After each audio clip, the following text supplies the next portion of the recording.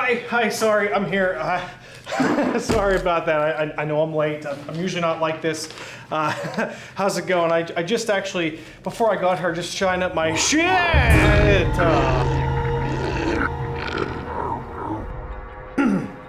This is the opening that you guys had for the Cosmere fan base, right?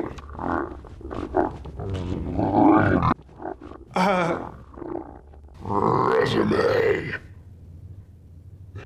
Oh yeah, my resume. It's right here. Here you go. Thank you. Hopefully you'll think it's kind of impressive, maybe? Oh, and actually you'll notice my experience reading fantasy authors is listed down below. Okay, forget about that. So, my background, yep. What do you think? Read all this just this year. I like to think that my reviews are pretty critical, but fair. Also, I just wanted to say what an honor it would be for me to be a part of your storied... Hey! Excuse me, sir. I thought this was a place of business.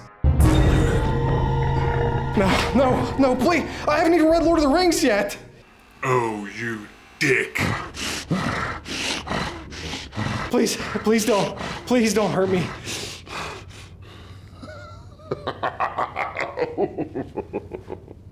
I got you. That's the best one yet.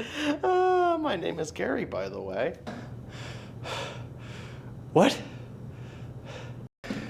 Yeah, Gary, I gotta admit, it's a little weird now. Yeah, don't worry about that. We do that to all our new members. Welcome. Actually, I think your resume is really impressive. It says here you read Mistborn. Yeah, that's right, I did. I actually kind of found it to be pretty mediocre, honestly. Mediocre? What? Yeah, you know,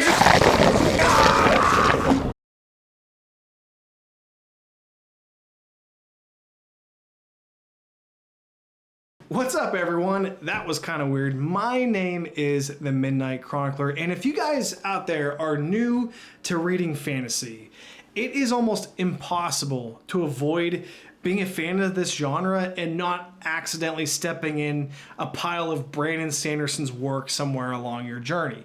The guy's just everywhere in this genre right now.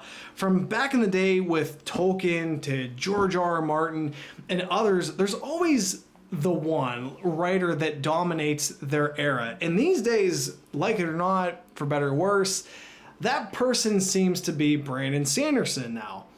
Personally though, I've had my ups and my downs with his writing. I've got critiques and I've got a lot of appreciation for everything that the guy does for reading and books and Booktube today. There's greatness there.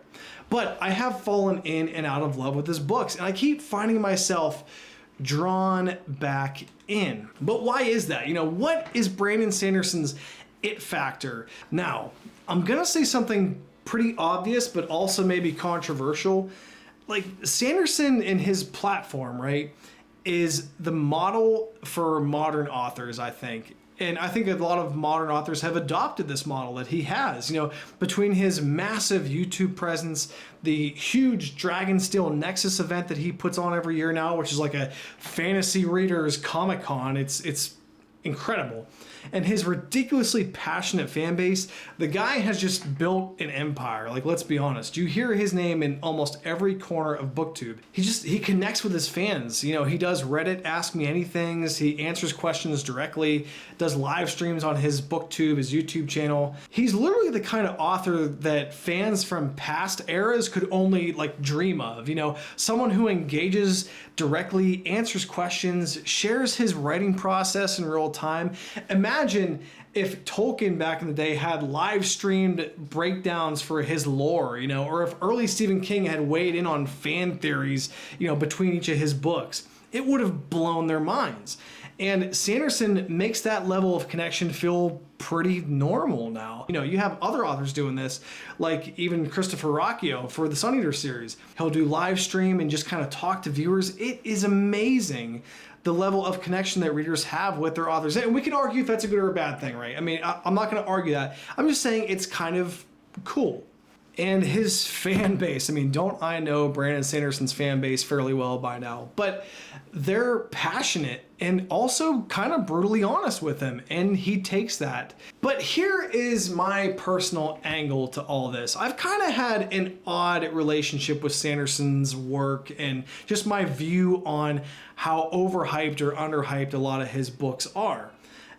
I kind of in this strange case where I fell out of love with Sanderson's work, whereas a lot of people seem to, try one of his series and just like fall head over heels for the guy's writing, It's just a little bit different with me. I started The Way of Kings. I was just totally eaten by all the hype. And Way of Kings started off super strong. I liked a lot of what Brandon does. I like his more optimistic feel, his lighthearted. It's serious, it's actiony, it's really cool and innovative and creative, but it's also got this sense of like wonder and doesn't make you feel bad for that and doesn't go too grimdark. It's just this good, palatable writing style that he has. And again, it started off very strong.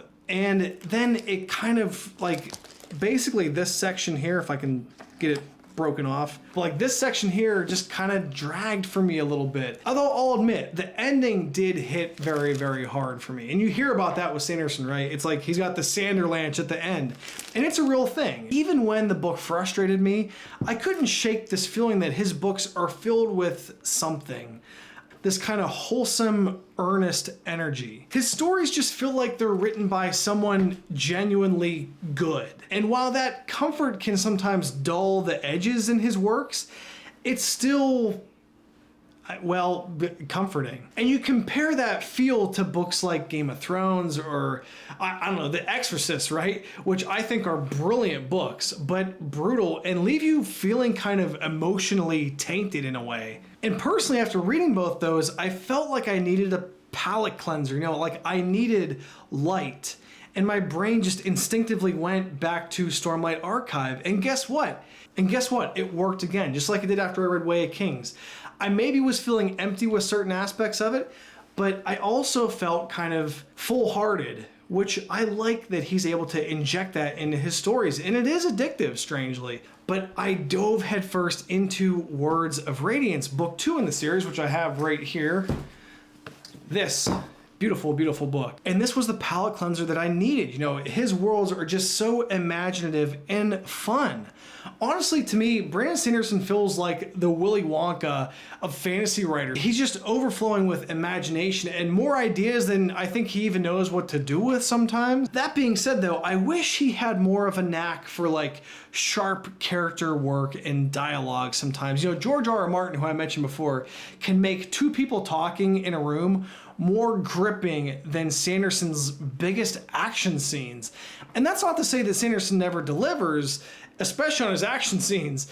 It's just a little bit less consistent for me, especially with the interconnected dialogue between the characters. Case in point, right? I just finished reading Red Seas Under Red Skies by Scott Lynch, who I love, and I'm overall pretty disappointed, especially since The Lies of Locke Lamora is my favorite fantasy book of all time. But Lynch's dialogue alone, it carries the book at times. His character banter is magnetic. The connections that they make to each other are magnetic. If Stormlight had to run on character interaction alone, I might never finish a single book.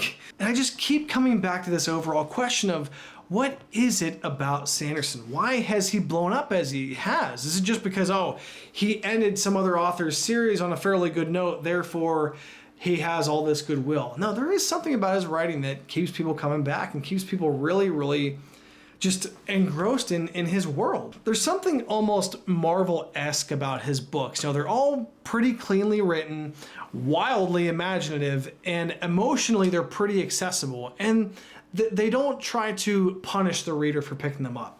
He gets people's imaginations going, blades that materialize out of mist and fog, and magic-powered like wall running, little cheeky fairy companions that become beloved sidekicks. Just oddly enough, when summertime rolls around and life feels bright and good, you got that like serotonin going from the sunshine and everything, that's when I find myself oddly pulled back into Sanderson's work. And I want to keep reading his stuff. You know, like I want to keep giving it more and more tries because I'm open to being wrong about my issues with what he's written.